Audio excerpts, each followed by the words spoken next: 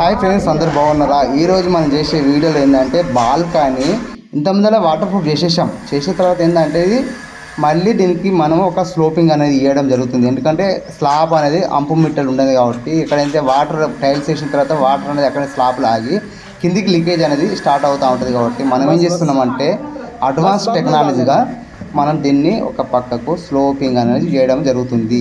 ఇది కెమికల్ అంటూ మంచిగా కలిపేసి మంచిగా పోసుకుంటా పెరుగు మంచిగా మాలు వేసుకుంటా దాన్ని ఏం చేస్తున్నామంటే ఫ్లోరింగ్ వేసుకుంటూ వస్తున్నాము. ఒక పక్క 2 ఇంచుల నుండి 3 ఇంచుల లోపల నుండి లాస్ట్ ఇక్కడ ఈశాన్య బాల్కనీలో వాటర్ ప్రూఫ్ చేసిన తర్వాత వాటర్ అనేది పోనీ కోసం మనకు లీకేజ్ కాకుండా ఇది చేయడం జరుగుతుంది. జీరో వేసేసి మనము దీనికి కెమికల్తో మనం ఫ్లోరింగ్ చేయడం జరుగుతుంది. ఫ్రెండ్స్, ఇలా వర్క్ అనేది చేయించుకోండి. ఇంకో మళ్ళీ మేస్త్రి కూడా మంచి మేస్త్రి. నాకు गोंदिया डिस्ट्रिक्ट महाराष्ट्र क्या नाम है आपका? तेजराम मराठे। वाटर प्रूफ किया ना, उसके वजह से पानी नहीं खींचता नीचे। माल अच्छा बना रहे।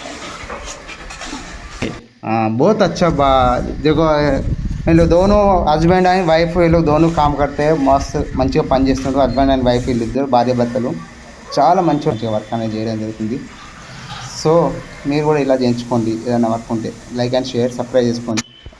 పొద్దున్నే 8 గంటలకి వచ్చేసి వర్క్ అనేది చేయడం అంటే చాలా చాలా గ్రేట్ వీళ్ళు చేయడము.